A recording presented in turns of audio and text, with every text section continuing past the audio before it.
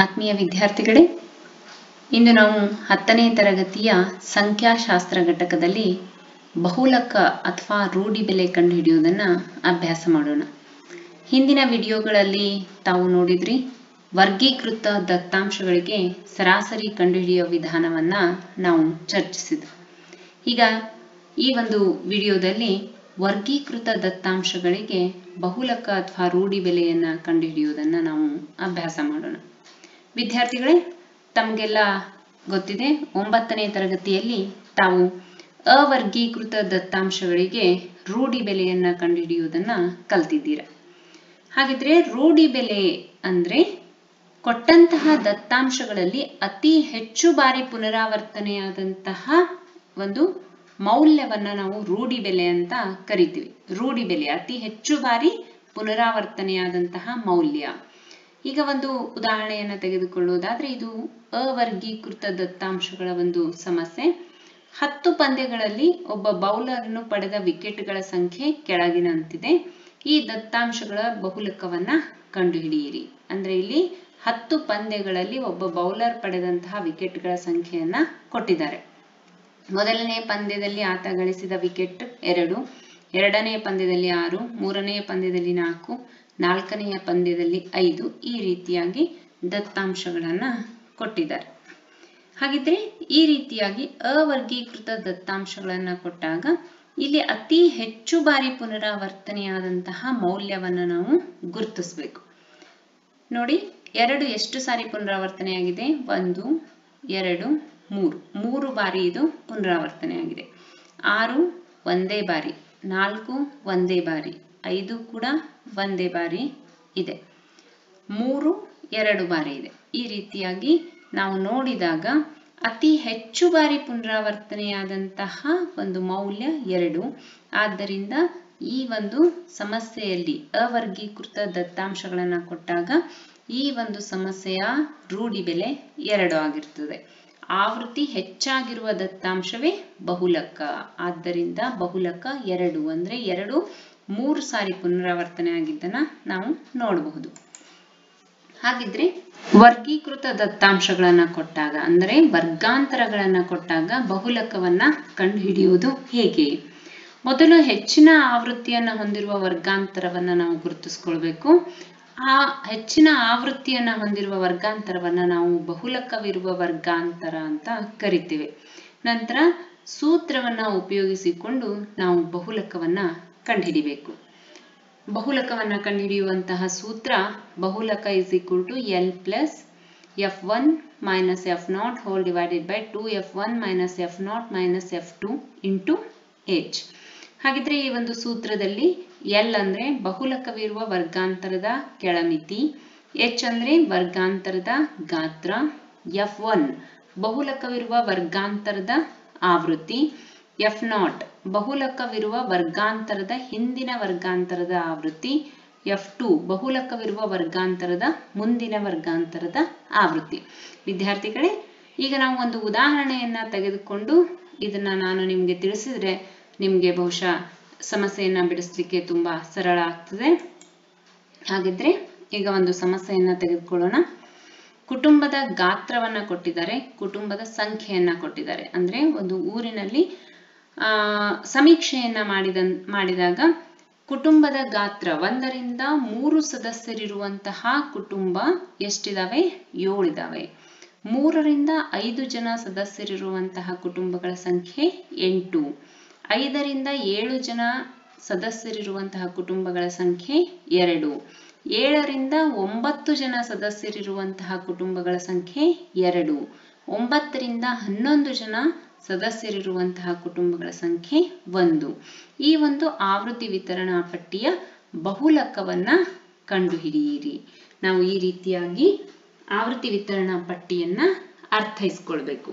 ಈಗ ಬಹುಲಕವನ್ನ ಕಂಡುಹಿಡಿಯೋಣ. ಬಹುಲಕವನ್ನ ಕಂಡುಹಿಡಿಬೇಕಾದಾಗ ನಾವು ಈ ರೀತಿಯಾಗಿ ಕಂಬ ಸಾಲುಗಳಲ್ಲಿ ಬರೆದುಕೊಳ್ಬೇಕು. ಮೊದಲನೇದಾಗಿ ವರ್ಗಾಂತರ ಅಂದ್ರೆ ಕುಟುಂಬದ ಗಾತ್ರವನ್ನ ನಾವು ವರ್ಗಾಂತರ ಅಂತ ತಗೋತೇವೆ. 1 ರಿಂದ 3, 3 ರಿಂದ 5, 5 ರಿಂದ 7 ಈ ರೀತಿಯಾಗಿ ಬರೆದುಕೊಳ್ಬೇಕು. ಕುಟುಂಬದ ಸಂಖ್ಯೆ ಇದು ಪುನರಾವರ್ತನೆಯಾದಂತಹ ಸಂಖ್ಯೆ. ಆದ್ದರಿಂದ ಇದನ್ನ ನಾವು ಆವೃತ್ತಿ ಅಂತ ತಗೋತೇವೆ. 7, 8, 2, 2 ಇವುಗಳನ್ನ ಎರಡನೆಯ ಕಂಬ ಸಾಲಿನಲ್ಲಿ ಈ ರೀತಿಯಾಗಿ ಬರೆದುಕೊಳ್ಬೇಕು. ನಂತರ ಅತಿ ಹೆಚ್ಚು ಆವೃತ್ತಿ ಇರುವಂತಹ ಸಂಖ್ಯೆಯನ್ನ ಗುರುತಿಸಬೇಕು ಅಥವಾ ಅತಿ ದೊಡ್ಡದಾದಂತಹ ಆವೃತ್ತಿಯನ್ನ ನಾವು ಗುರುತಿಸಬೇಕು. ಹಾಗಿದ್ರೆ ಆವೃತ್ತಿ ಕಂಬ ಸಾಲಿನಲ್ಲಿ ಅತ್ಯಂತ ದೊಡ್ಡ ಸಂಖ್ಯೆ ಯಾವುದು? 8. ಅದಕ್ಕೆ ಸಂಬಂಧಪಟ್ಟಂತಹ ಕುಟುಂಬದ ಗಾತ್ರ 3 ರಿಂದ 5. ಈಗ ಬಹುಲಕವಿರುವ ವರ್ಗಾಂತರ ಹಾಗಿದ್ರೆ ಯಾವುದು? 3 ರಿಂದ 5. ಇದನ್ನ ನಾವು ಈ ರೀತಿಯಾಗಿ ಗುರುತಿಸ್ಕೊಳ್ಬೇಕು. ನಂತರದಲ್ಲಿ ಸೂತ್ರದಲ್ಲಿ ನಮಗೆ ಬೇಕಾದಂತಹ ಬೆಲೆಗಳನ್ನ ಈಗ ಹುಡುಕ್ತಾ ಹೋಗ್ಬೇಕು. ಮೊದಲನೇದಾಗಿ ಬಹುಲಕವಿರುವ ವರ್ಗಾಂತರ ಯಾವುದು? 3 ರಿಂದ 5. ನಂತರ ಬಹುಲಕವಿರುವ ವರ್ಗಾಂತರದ ಕೆಳಮಿತಿ. ಈ ಒಂದು ವರ್ಗಾಂತರದ ಕೆಳಮಿತಿಯನ್ನ ನಾವು ಗುರುತಿಸಬೇಕು. ಆ ವರ್ಗಾಂತರದ ಕೆಳಮಿತಿ ಎಷ್ಟಿದೆ? 3. ಅದನ್ನ ಬರೆದುಕೊಳ್ಬೇಕು. ನಂತರ ಬಹುಲಕವಿರುವ ವರ್ಗಾಂತರದ ಗಾತ್ರ. ಸಾಮಾನ್ಯವಾಗಿ ಎಲ್ಲ ವರ್ಗಾಂತರದ ಗಾತ್ರಗಳು ಕೂಡ ಒಂದೇ ಆಗಿರ್ತವೆ. ಈ ಬಹುಲಕವಿರುವ ವರ್ಗಾಂತರದ ಗಾತ್ರ 3 ರಿಂದ 5 ಅಂದ್ರೆ ಮೇಲ್ಮಿತಿಯಲ್ಲಿ ಕೆಳಮಿತಿಯನ್ನು ನಾವು ಕಳಿಬೇಕು. 5ರಲ್ಲಿ 3 ಕಳೆದ್ರೆ 2 ಬರ್ತದೆ. ಆದ್ದರಿಂದ ಬಹುಲಕವಿರುವ ವರ್ಗಾಂತರದ ಗಾತ್ರ ಅದನ್ನು ನಾವು h ದಿಂದ ಸೂಚಿಸ್ತೇವೆ. ಅದರ ಬೆಲೆ 2. ನಂತರ ಬಹುಲಕವಿರುವ ವರ್ಗಾಂತರದ ಆವೃತ್ತಿ. ಹಾಗಿದ್ರೆ ಬಹುಲಕವಿರುವ ವರ್ಗಾಂತರ 3 ರಿಂದ 5 ಅಂದಾಗ ಅದರ ಆವೃತ್ತಿ 8. ಅದನ್ನು ನಾವು F1 ದಿಂದ ಸೂಚಿಸ್ತೇವೆ. F1 = 8. ನಂತರ ಬಹುಲಕವಿರುವ ವರ್ಗಾಂತರದ ಹಿಂದಿನ ವರ್ಗಾಂತರದ ಆವೃತ್ತಿ. ಬಹುಲಕವಿರುವ ವರ್ಗಾಂತರ ನಮ್ಗೆ ಗೊತ್ತಿದೆ 3 ರಿಂದ 5. ಇದರ ಹಿಂದಿನ ವರ್ಗಾಂತರ 1 ರಿಂದ 3. ಇದರ ಆವೃತ್ತಿ 7. ಇದನ್ನು ನಾವು ಇದರಿಂದ ಸೂಚಿಸ್ತೇವೆ? F0 ದಿಂದ ಸೂಚಿಸ್ತೀವಿ. So F0 = 7. ನಂತರ ಬಹುಲಕವಿರುವ ವರ್ಗಾಂತರದ ಮುಂದಿನ ವರ್ಗಾಂತರದ ಆವೃತ್ತಿ. ಅದನ್ನ F2 ದಿಂದ ಸೂಚಿಸ್ತೇವೆ. ಬಹುಲಕವಿರುವ ವರ್ಗಾಂತರ 3 ರಿಂದ 5. ಅದರ ನಂತರದ ವರ್ಗಾಂತರ 5 ರಿಂದ 7. ಅದರ ಆವೃತ್ತಿ 2. ಸೊ F2 ಬೆಲೆ 2. ಈ ರೀತಿಯಾಗಿ ನಾವು ಎಲ್ಲ ಬೆಲೆಗಳನ್ನ ಬರೆದುಕೊಳ್ಬೇಕು. ಇದರಲ್ಲಿ ನಾವು ಈ ರೀತಿಯಾಗಿ ಗುರುತಿಸ್ಕೊಳ್ಬಹುದು. F0, F1, F2 ಅಂದ್ರೆ ತಮಗೆ ಗುರುತಿಸ್ಲಿಕ್ಕೆ ತುಂಬಾ ಸುಲಭ ಆಗ್ತದೆ. ನಂತರ ಸೂತ್ರವನ್ನ ಬರೆದುಕೊಳ್ಬೇಕು. ಹಾಗಿದ್ರೆ ಬಹುಲಕವನ್ನ ಕಂಡುಹಿಡಿಯುವ ಸೂತ್ರ ನಮಗೆಲ್ಲ ಗೊತ್ತಿದೆ. ಈ ಒಂದು ಸೂತ್ರವನ್ನ ನಾವು ಈ ರೀತಿಯಾಗಿ ಬರೆದು ಆ ಸೂತ್ರದಲ್ಲಿ ಬೆಲೆಗಳನ್ನ ಆದೇಶಿಸಬೇಕು. L ಬೆಲೆ 3, F1 ಬೆಲೆ 8, F0 ಬೆಲೆ 7, 2F1 ಅಂದ್ರೆ 2 into F1 8 minus F0 minus F2 whole into bracket H ಬೆಲೆ 2. ಈ ರೀತಿಯಾಗಿ ಎಲ್ಲ ಬೆಲೆಗಳನ್ನು ನಾವು ಹಾಕಬೇಕು. ನಂತರದಲ್ಲಿ ಇಲ್ಲಿ ಬ್ರಾಕೆಟ್ ಅನ್ನ ನಾವು ಮೊದಲು ಬಿಡಿಸ್ಕೊಳ್ಬೇಕು. ಈ ಒಂದು ಆವರಣದಲ್ಲಿ ಗುಣಾಕಾರ ಇರೋದನ್ನ ನಾವು ಮೊದಲು ಬಿಡಿಸ್ಬೇಕು. 2 × 8 16 ಆಗ್ತದೆ. ಅದೇ ರೀತಿಯಾಗಿ 8ರಲ್ಲಿ 7 ಹೋದ್ರೆ 1 ಬರ್ತದೆ. -7ಕ್ಕೆ -7, -2ಕ್ಕೆ -2. ಇಲ್ಲಿ +3 × 2 ಯಾವ ರೀತಿ ಇದೆಯೋ ಅದೇ ರೀತಿಯಾಗಿ ಇಡಬೇಕು. ನಂತರದಲ್ಲಿ ಈಗ ಆವರಣವನ್ನು ನಾವು ಮೊದಲು ಬಿಡಿಸ್ಬೇಕು. 1/16 -7 -2 -7 ಮತ್ತು -2 ಇವುಗಳನ್ನ ಸಂಕ್ಷೇಪಿಸಿದಾಗ -9 ಬರ್ತದೆ. ಸೊ ಇದು 3 + 1/16 -7 -2 -9 × 2. ಈಗ ಮತ್ತೆ ಆವರಣವನ್ನು ನಾವು ಸಂಕ್ಷೇಪಿಸಬಹುದು. 16ರಲ್ಲಿ 9ಅನ್ನ ಕಳಿಬೇಕು. 16ರಲ್ಲಿ 9ಅನ್ನ ಕಳೆದ್ರೆ ನಮಗೆ ಬರುವಂತದ್ದು 7. ಸೊ 3 + 1/16 - 9 7 × 2. ಈಗ ನಾವು ಇಲ್ಲಿ ಭಿನ್ನ ರಾಶಿ ಇರೋದ್ರಿಂದ 1 × 2 ಅಂಶವನ್ನು ಗುಣಿಸಬೇಕು. ಸೊ ಇದು 3 +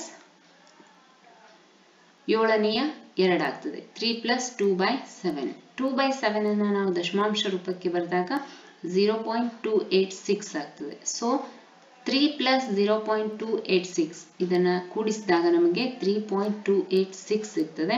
ಇದು ಬಹುಲಕ. ಬಹುಲಕವನ್ನು ನಾವು ಮೋಡ್ ಅಂತ ಕರೆಯೋದ್ರಿಂದ ಇದನ್ನ m ದಿಂದ ಸೂಚಿಸಬಹುದು.